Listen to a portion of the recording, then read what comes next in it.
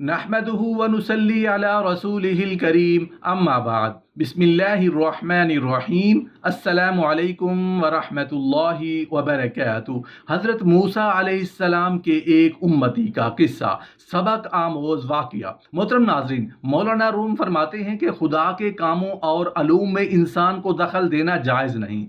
आप अपनी एक हिकायत में बयान करते हैं कि एक शख्स हज़रत मूसा अलैहिस्सलाम की खिदमत में हाजिर हुआ और अर्ज़ की, या हज़रत, मुझे जानवरों की ज़ुबान का इल्म सिखा दीजिए ताकि मैं ये जान सकूं कि ये जानवर जब आपस में बोलते हैं तो क्या कहते हैं।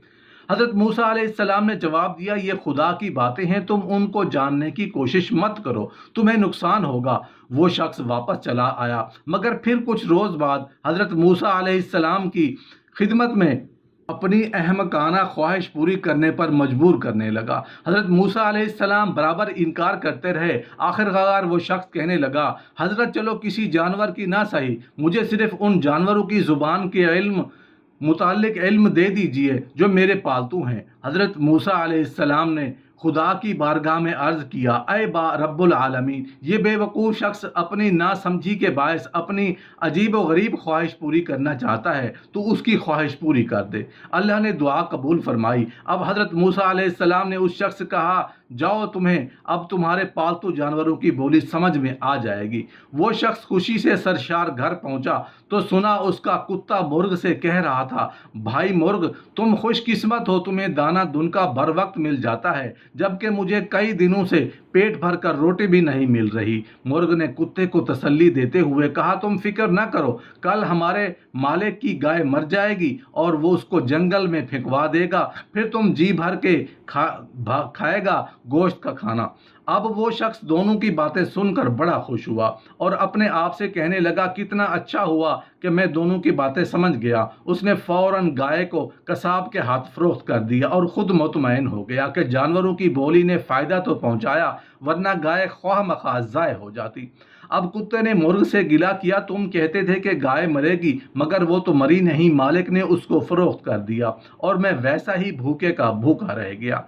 मुर्ग ने कुत्ते को फिर तसल्ली दी, गम ना करो, कल हमारे मालिक का घोड़ा मर जाएगा और फिर तुम्हें गोश्त और हड्डियां वाफिर मिकदार में मिल जाएंगी, फिर खूब पेट भर कर खाना। वो शख्स इस मर्तबा भी कुत्ते और मुर्ग की गुफ्तगू का मतलब समझ गया और फौरन घोड़े को फरोख्त कर दिया और अपनी बोली समझने की सलाहियत पर नाज़ा होने लगा।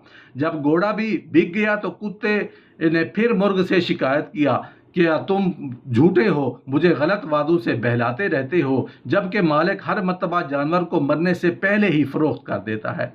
और मुर्ग ने कहा, इस मर्तबा तुम खातिर जमा रखो, कल मालिक खुद मर जाएगा, उसकी मौत पर खाने पकेंगे और फिर तुम्हें रोकने वाला कोई नहीं होगा।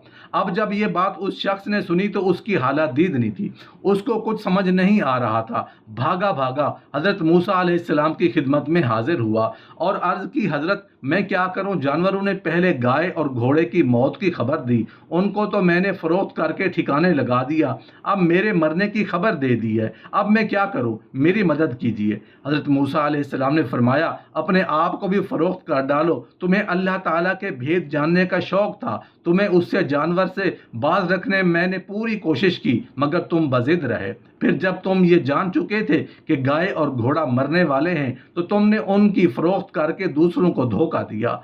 उनमें से एक को भी मर जाने दिया तो होता तो कम अज कम तुम्हारी जान का सदका निकल जाता और तुम बच रहे थे, लेकिन तुमने लालच किया और खुदा के कामों में रुकावट डालने की कोशिश की।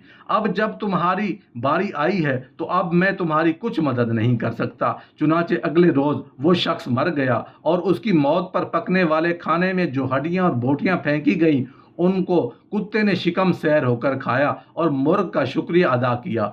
मोहतरम नाजरीन, इस हिकायत में मौलाना रूम रहमतुल्लाह अलैह ने यह वजाहत करना चाहते थे कि अव्वल तो हिकमत इलाही और इसरार कुदरत जानने की कोशिश नहीं करनी चाहिए, और दूसरे ये कि अल्लाह ताला के अहकाम में रखना अंदाजी करके अपने आप को बर्बाद नहीं करना चाहिए। उस शख्स ने जिस तरह खुदा के हुक्मों की नाफरमानी से अपनी मौत खरीदी, ऐसी बातों से इंसान को बच कर रहना चाहिए।